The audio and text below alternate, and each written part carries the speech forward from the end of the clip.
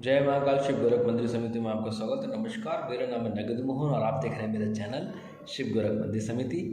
आज हम बात करते हैं त्रिशूला मुद्रा की, जो महादेव की विशेष मुद्रा है, जिसको हम त्रिशूला मुद्रा के नाम से जानते हैं। किस प्रकार, आइए देखते हैं किस प्रकार से हम इस मुद्रा को करते हैं। तो देखिए, करने के लिए आपको कुछ नहीं करना है। जब आप यूट्यूब पर सर्च करेंगे तो वरुण मुद्रा को त्रिशूला मुद्रा के नाम से पोस्ट किया गया है। ये वरुणा मुद्रा है। इसको त्रिशूल मुद्रा यूँ कहते हैं क्योंकि ये 3 खंड बन जाते हैं, लेकिन इस मुद्रा को वास्तव में वरुण मुद्रा ही बोलते हैं। गलत जानकारी नहीं होनी चाहिए। तो अंत त्रिशूल मुद्रा के विषय में हम बताते हैं आपको किस तरीके से अंत त्रिशूल मुद्रा आपको लगानी है। तो पहले ये समझ लेते हैं कि जितनी भी जानकारी अगर आपको इंटरनेट के माध्यम से, यूट्यूब के माध्यम से मिल रही है तो क्या वो सही है या गलत है, इसका भेद करके आप जो है सही जानकारी कहीं से भी अर्जित कर सकते हैं। ये ज़रूरी नहीं कि जानकारी हमसे ही लें। हमारी भी कोई त्रुटि अगर हो रही है तो आप कमेंट्स में हमें अवश्य बताएं, क्योंकि मानव मस्तिष्क है, त्रुटियों का घर है। त्रुटियां होती रहेंगी, आगे तक होती रहेंगी। हमारा काम है त्रुटियों में सुधार करना और एक नया परिवर्तन ला करके जीवन को सुचारू रूप से चलाना। तो देखिए, पहले जो होता है वरुण मुद्रा, इस वरुण मुद्रा को जो है त्रिशूला मुद्रा के नाम से जानते हैं। सभी कहते हैं कि भाई ये त्रिशूला मुद्रा है। तो इसका भेद मैं बताऊंगा आपको दूसरी वीडियो में, या चलो इसी वीडियो में मैं आपको उसका भेद बता देता हूँ। तो देखिए, त्रिशूला मुद्रा यूँ कहते हैं क्योंकि ये हमारी जो 3 उंगलियां हैं, ये हमारे 3 शरीर का प्रतीक है, स्थूल, सूक्ष्म और कारण। साथ में ये हमारे 3 चक्रों का प्रतीक है, मूलाधार चक्र, स्वाधिष्ठान चक्र और हमारा सबसे मेन विशुद्धि चक्र। तो एक विशेष ये है। तो जब हम 2 तत्व, ये हमारा अग्नि है और ये हमारा जल है, इन दोनों को अंतर्मुखी करके हम 3 तत्व खोलते हैं, इसमें ये वरुण मुद्रा लगती है। अब ये जब वरुण मुद्रा हमने लगाई तो ये वरुण मुद्रा यूँ कहते हैं क्योंकि वरुण तत्व अर्थात हमारा जल तत्व अंतर्मुखी हो जाता है, हमारा अग्नि तत्व इसकी सहायता करता है इसको अंतर्मुखी बनने के लिए। क्योंकि जब ये हमने अंतर्मुखी कर लिया तो वास्तव में ये 3 चीज़ें हमारी फ्री हो गई और ये अंतर्मुखी होकर के इसकी पावर बढ़ रही है। तो ये इस तरीके से हम जो है इसको करते हैं। तो इसका रहस्य ये है, केवल इसका रहस्य यही होता है। अब वरुण मुद्रा को हम 2 तरीके से करते हैं। पहला तरीका इसका ये है और दूसरा तरीका इसका ये है, त्रिशूल बना करके। पहले तरीके में ये, दूसरे तरीके में ये, तीसरा तरीका और भी है इसका, तो वो मैंने आगे बताया आपको। वरुण मुद्रा की वीडियो मेरी देखिए, उसमें मैंने पूरी जानकारी आपको दी है। तो अब हम बात करते हैं महादेव की अंत त्रिशूला मुद्रा की। अंत त्रिशूला मुद्रा क्या है और ये अपने आप में क्या करती है।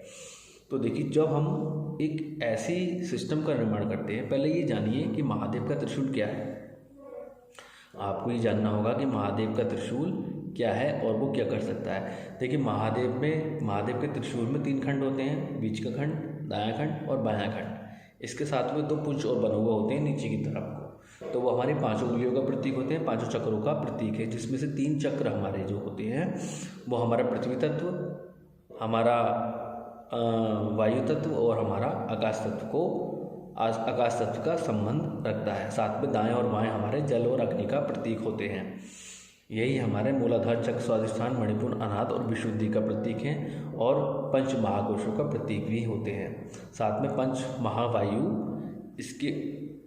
इनके चारों ओर ओतप्रोत रहती है और मूलाधार के बीच में जो है नीचे को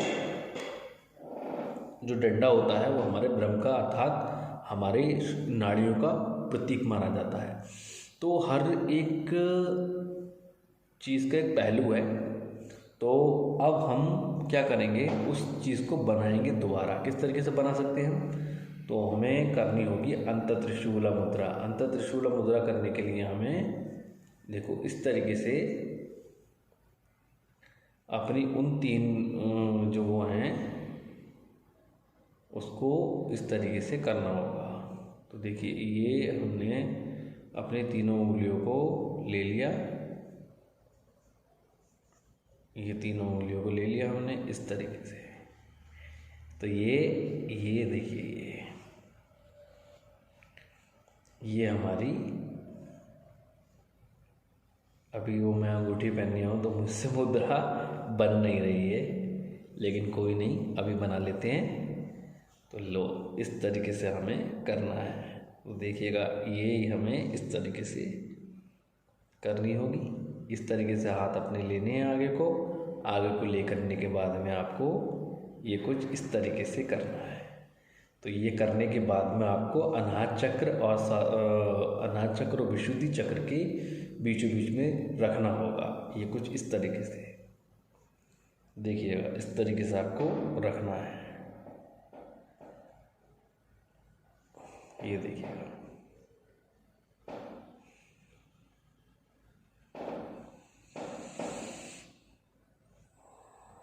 ये हमारी अंत त्रिशूल मुद्रा है, जिसको करने से हमारा शरीर में अलग प्रकार के परिवर्तन होंगे और हमारा जो सिस्टम है वो अलग प्रकार से काम करेगा।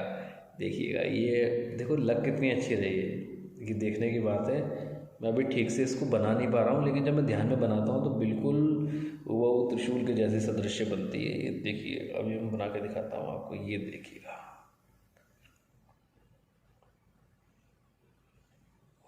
ये देखिए बन गई। ये देखिएगा,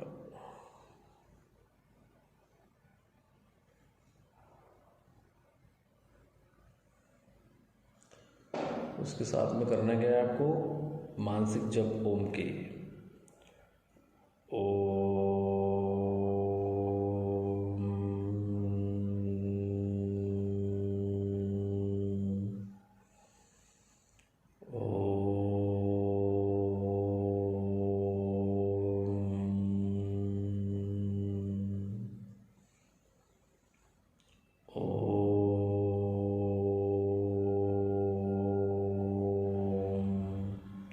इस तरीके से आपको करना है। ओम के मानसिक जाप, ध्वनि के जाप, जो भी आप कर सकते हैं वैसे कर सकते हैं आप। सिचुएशन देखिए, इस तरीके से आपको उंगलियां रखनी हैं भेद में, इस तरीके से मिला करके रखनी है। देख लीजिएगा एक बार और, इस तरीके से मिलाना है और इस तरीके से कर लेना है। ये अंत त्रिशूल मुद्रा है।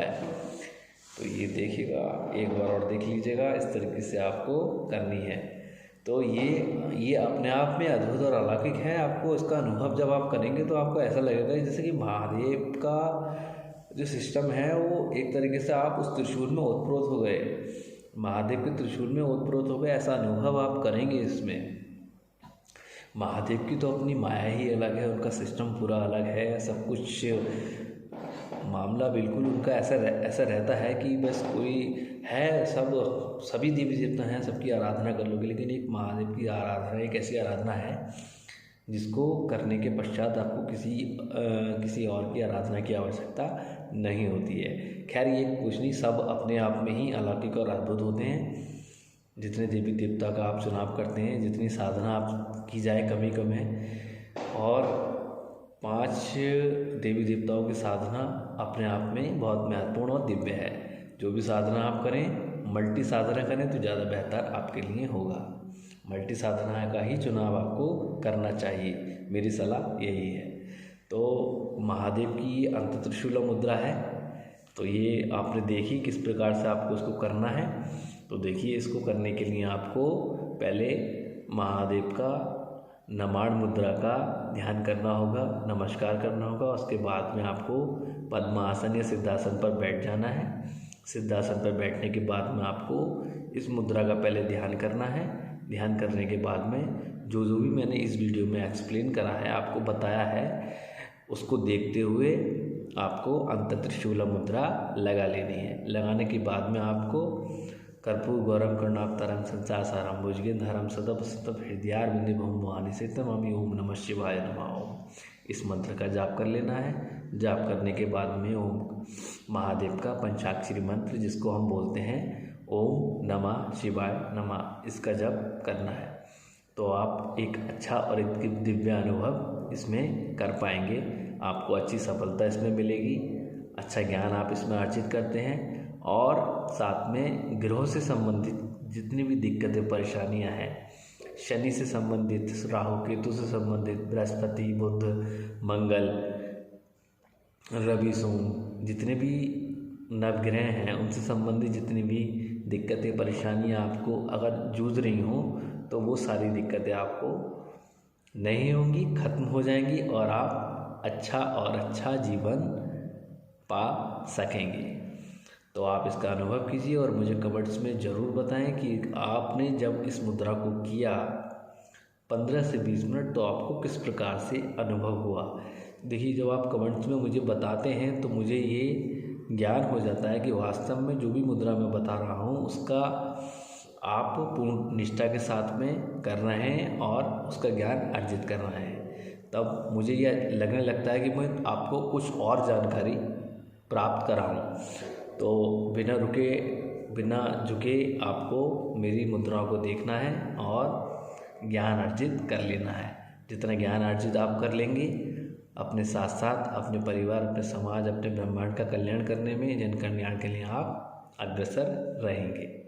भगवान आप पर कृपा दृष्टि बनाए रखें और आप अपने जीवन को ठीक दिशा में लेकर के अपने जीवन को कल्याणकारी बना सकें, नए नए लक्ष्य प्राप्त कर सकें। उसके लिए हम भगवान से अनुशंसा करते हैं। तो मिलते हैं अगली वीडियो में एक नई मुद्रा के साथ में। अभी के लिए जय महाकाल।